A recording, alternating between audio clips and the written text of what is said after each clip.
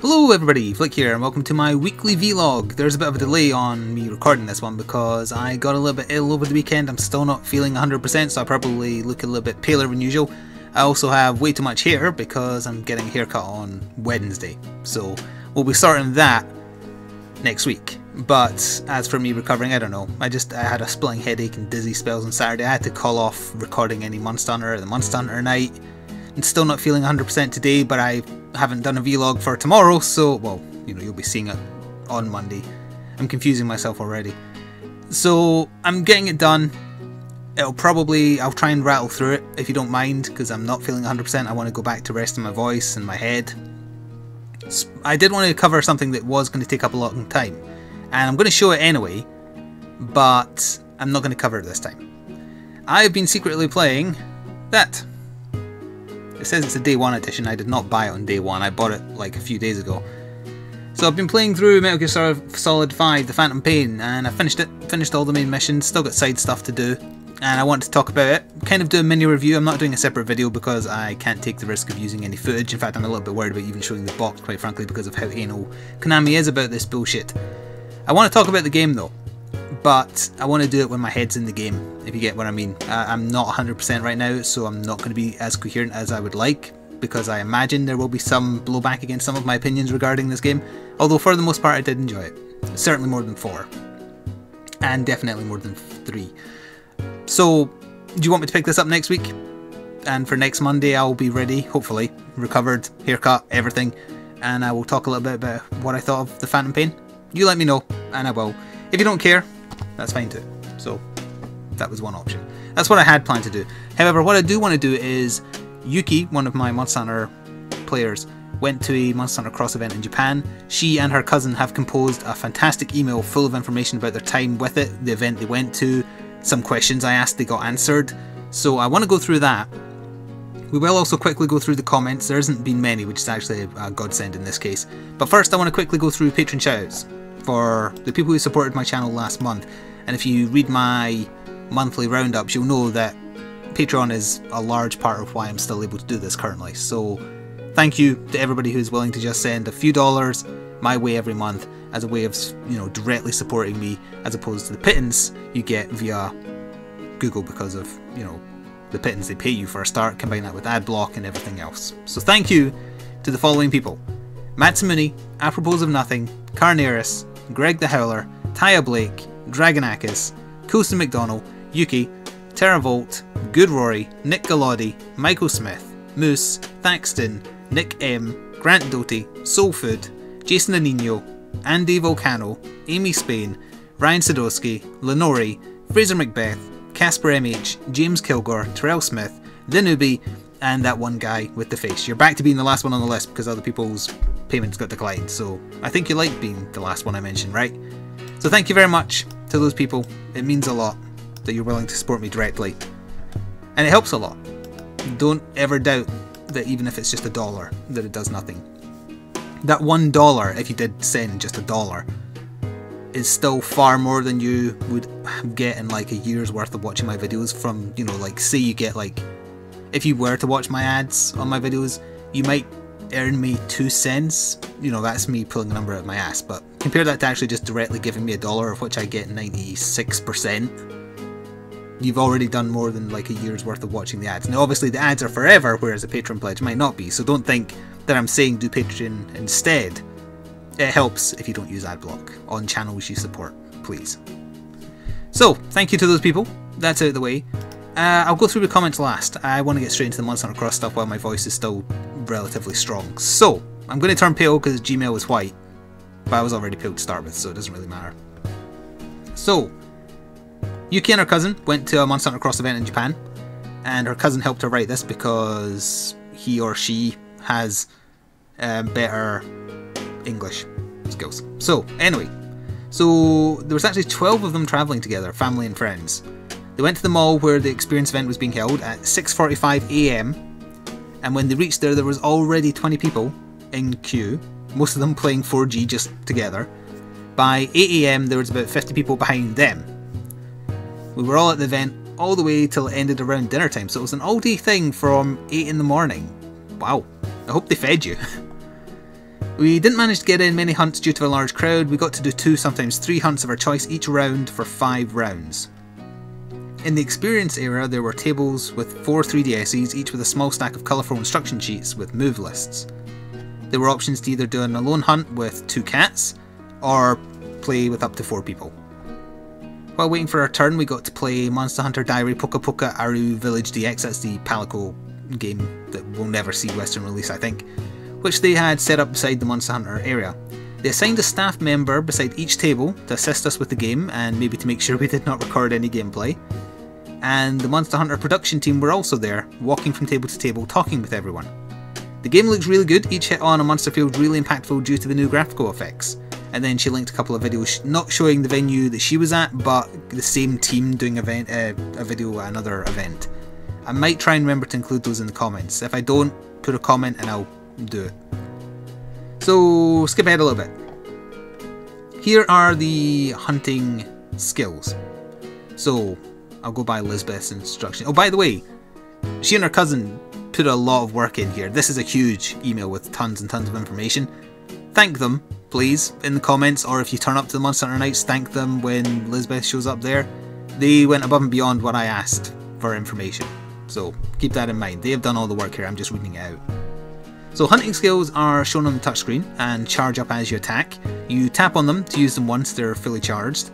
Other than weapon-specific hunting skills, there's also skills that can be used by all weapons, and then she has written about them and also translated the names for me. So the first one is called Sheer Evasion. You'll probably be familiar with this if you've seen any of the Capcom videos recently. So her description is, you do a large evade roll in the direction you face, and you're immune to attacks the whole way. It also sheaths your weapon, so you can use items and then run away right after using it. It's easy to charge and use. So we've seen the evasion move. So I actually thought that was tied to a skill, but it's just a general one. So, sorry, I meant a hunter type. So it's very interesting that that's just a skill any of them can have equipped as one, assuming they have more than one space for skills, I suppose. So the next one is called Hunter's Oasis, and you place a medium-sized machine on the ground for 1 or maybe 1.5 minutes that releases green sparkles around it. Hunters that stay within a small area heal about 10 health every 2 seconds. We tried bringing the monster close to it, and it does save us a lot of trouble sheathing our weapons to heal if we get hit by weaker attacks. It takes notably longer to charge than Sheer Evasion.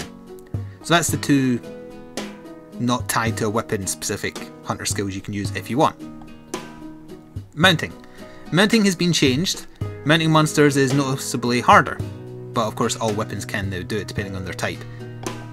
Once you mount a monster, each stab gives off large blue explosions, and if your teammates attack, they give off explosions as well. Teammates attacking a mounted monster now assist you in successfully toppling it. Fair enough. Now the next bit is I asked a set of specific questions, and she tried her best to get the answers either I guess just by playing or maybe they asked the staff. So the first question I asked was about the insect glaive. I didn't know what the apparent buff special attack for it did, so I wanted specifics on what that did. So her answer is, do you mean the one where they summon the glowing group of insects? Once you summon them, they will stay by your side and attack the monster if you are close to it. I feel that I don't get knocked back by weaker attacks as much, but I know the Kinsect extraction combination has that effect too, so maybe it's just me. But I notice it also disrupts your teammates. Did it always do that? I'm trying to remember, did the Kinsect always knock over teammates? I don't remember. It's something I've never really paid attention to. I don't think it does. Next I asked, does the guild hunting style have any bonuses, or is it purely just for people who don't want to do any of the new stuff? So apparently with the guild style, you get to equip 2 hunting skills and keep all your regular ground-based attacks. Some weapons don't get new attacks or changes to their attacks. So if you pick the standard style that's just the same as it is in 4, you have 2 spaces for selected hunting skills, which could be the ones that aren't specific to a weapon, and you get all your normal attacks, but some of the new stuff you don't get. And you won't get the like the jumping attacks and whatnot.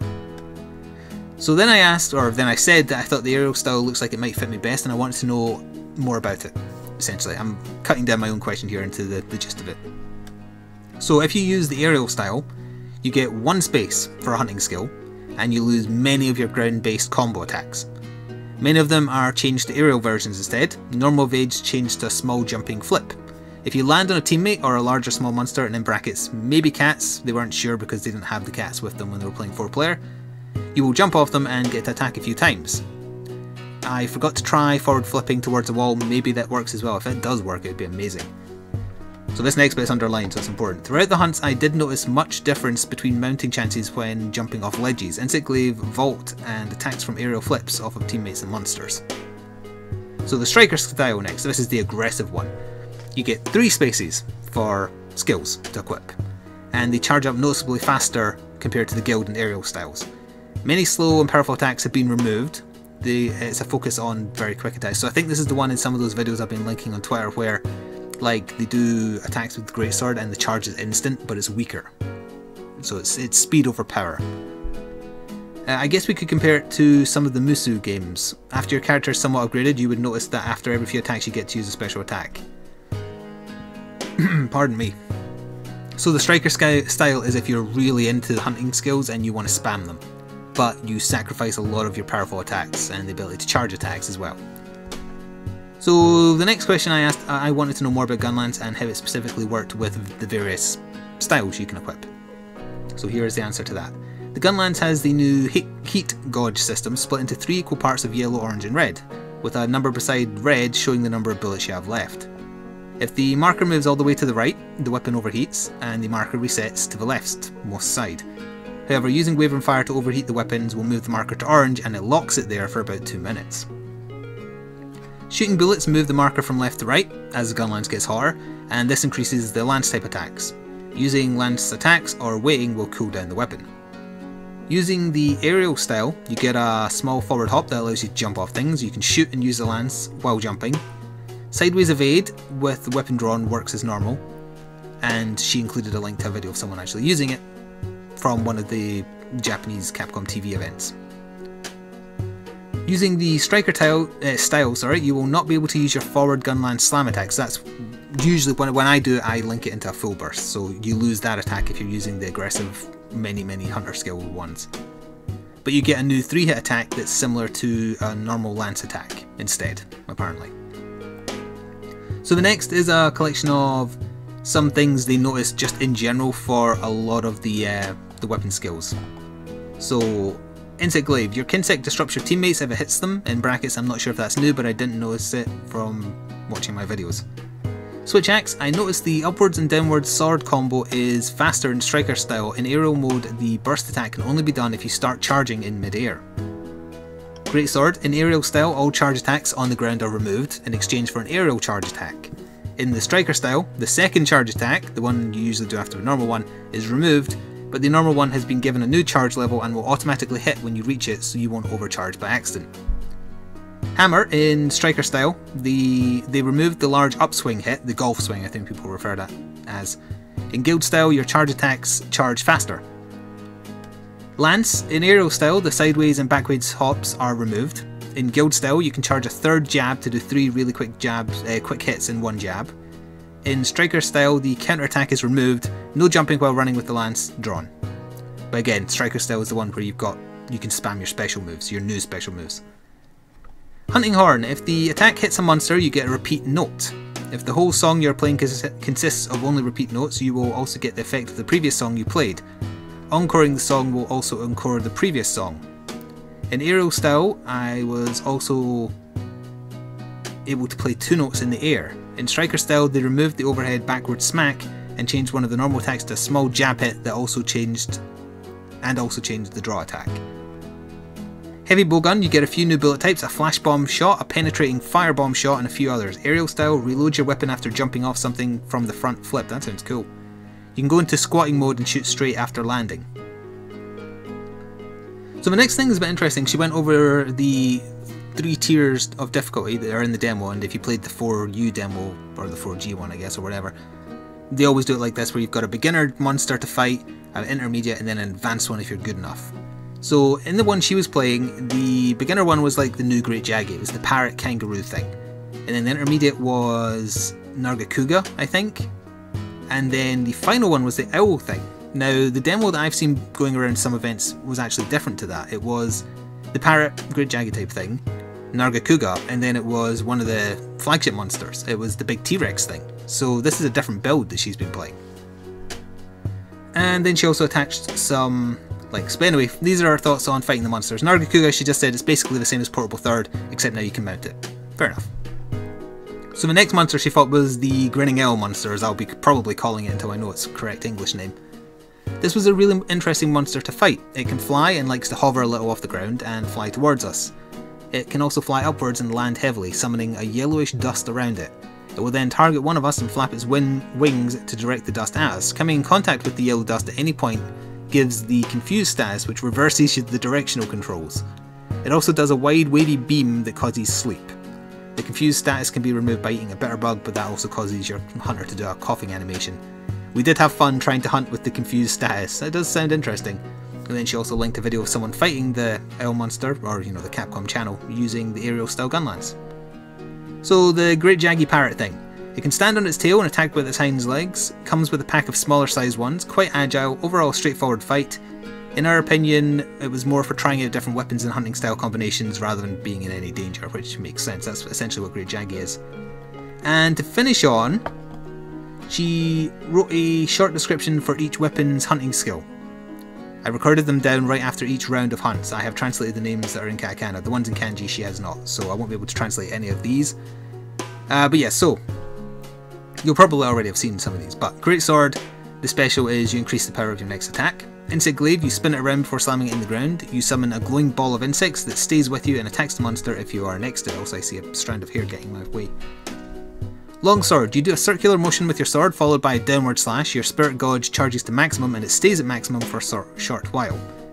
The bow skill is called Excel Rain. You aim your bow upwards and fire a shot that rains down some blue sparkles that increases your movement and charging speed. It does not affect your teammates even if they're in the effect animation. Light Bowguns is Bullet Geyser or Gazer. I see a stray hair really bugging me on the side of my face there. You do a really long distance backwards evasion, leaving some timed explosives on the ground. The heavy bowgun one is called Supernova. Charges your weapon for a few seconds before shooting a shot that does a huge explosion. Joe Blades. 3 sets of 2 spinning slashes and you're able to change direction after each slash. Hunting Horn, 3 vertical spinning hits, with the third having a seismic wave effect, exploding sound wave that hits nearby monsters. Land Seize is called Shield Assault. You sprint forwards with your shield in front of you. Gunlance. Charge your gunlance for about 2 seconds and then shoot a large flaming ball right in front of you that lasts for about 2 seconds. Switch Axe is called Trance Rush. Multiple hits with both modes that ends with the sword's burst attack. One-handed sword is called Round Force, which is a fast, wide, just kind of AoE spin attack. Hammer is called Spinning Meteor. 3 vertical spinning hits. Charge Axe is... wait, hang on, does that mean that... oh wait, no, by this I mean Charge Blade. Charge Blade, Energy Blade is the special. Charges up your sword and turns it into a laser beam saber and do an upwards diagonal slash. Has a really nice look and looks... has really good reach and looks really beautiful. And then she pointed out that her cousin got her first 3DS, oh it is a she, got her first 3DS and they picked up the cat game to play together and she attached some nice pictures of them. So that was a lot of information about how all the weapons work. So if you don't know any Japanese and you're a bit worried, if you didn't catch anything I said and you want it kind of pasted in, you let me know, because she has provided great information about how each of the skills work, what you can expect the specials for each weapon to do, and that's key, especially if you don't know Japanese, for actually being able to play Monster Hunter Cross properly when it's released at the end of November. So thank you very much, Yuki and cousin whose name I don't know what it is because you wrote it in kanji and I can't translate it. Thank you to you both though, you went to a lot of trouble and I really appreciate it, and I hope everybody else does too, and please let them know if you did. So with that, let me go to the comments. Hey, I'm back to not being quite so pale. And we'll quickly go through these because I really want to cough and my throat hurts. And I have a headache. Dragonakis, he said, hit me up on Steam, same name if you want to join the server for Ark, because it can support up to 15 players I think, so if you're interested, there you go. His Steam name is Dragonakis, so you can do that. Ewan Harvey says, do you have any intention to play Metal Gear Solid 5? I can highly recommend it as someone who has never played any other Metal Gear Solid games and is relatively approachable. I have finished it. I have mixed feelings. It's a really interesting case of, I really like one aspect of it, but I really hate everything else, so is the one aspect I really like enough to put up with the rest? It's certainly not boring, which was my only real problem with Metal Gear Solid 4. It's better than that. But yeah, if you want to hear me go into detail, I'd rather cover it when I can be a bit more coherent than I can currently. Jason Anino says, kill Emily, she is a bitch and a half to everybody. Plus, she has basically killed Hannah by setting up the prank. So this is in relation to Until Dawn. I know not everybody's watching it, I don't really know why.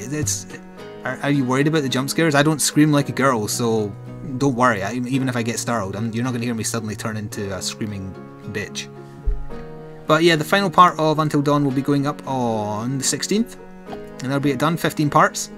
I have no intentions of doing a follow-up playthrough, not just because it wasn't really well viewed, but I did well enough in my, you know, who made it out alive and who didn't.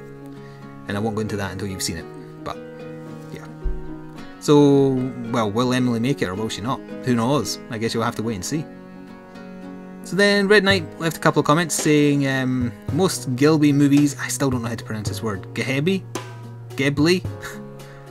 are about feels, but some are fairly actiony like Princess Mononoke, Steampunk, Laputa Castle in the Sky, and especially Porco Rosso.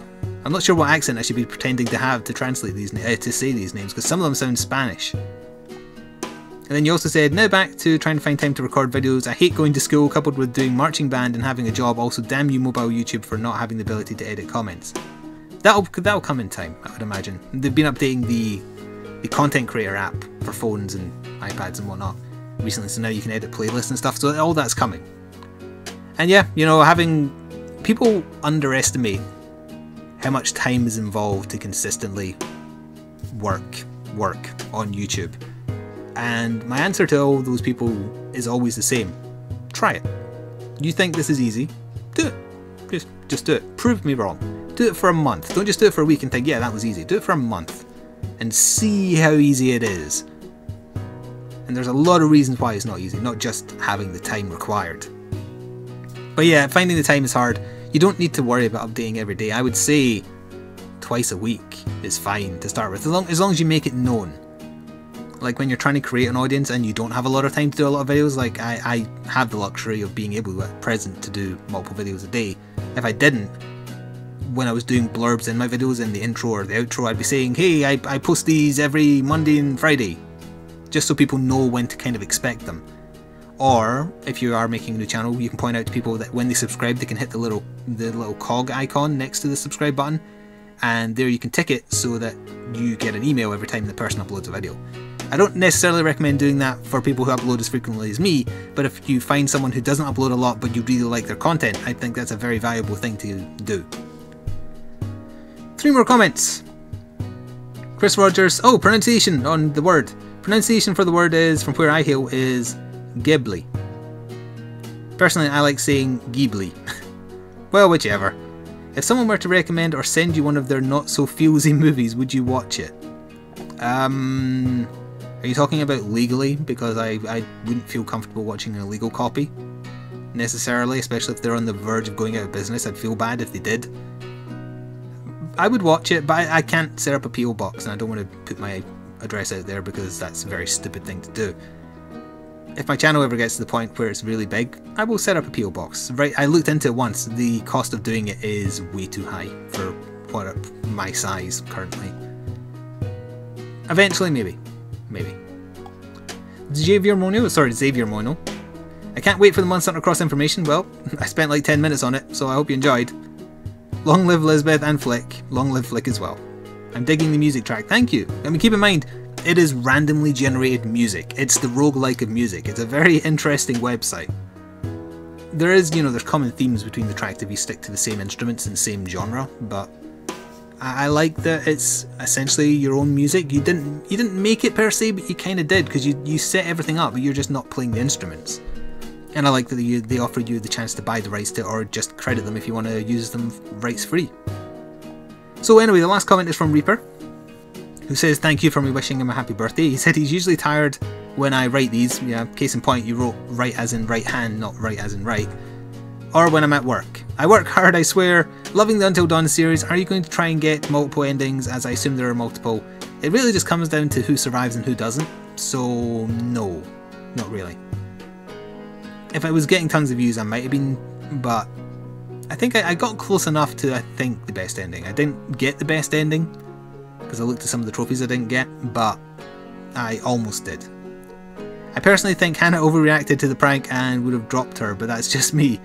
Oh, you mean in the intro, well, like Dr. Hill tells you, you can't change the past. If you do drop Hannah, you try and grab Victor's hand and Beth still falls to her death. So, you can't change what happens in the prologue. It's a tutorial. That's all it is. So that's going to do it. I did actually end up talking for quite a long time, and I'm suffering for it. But that's going to do it. I hope you enjoyed, and I hope that the Monster Hunter Cross information that Yuki provided is interesting. It certainly was to me, and I'm now looking forward to playing it even more. So I'm going to go now. If you want me to blather about Phantom Pain next Monday, you let me know, and I will. So thanks, and until next week, ta-ta for now.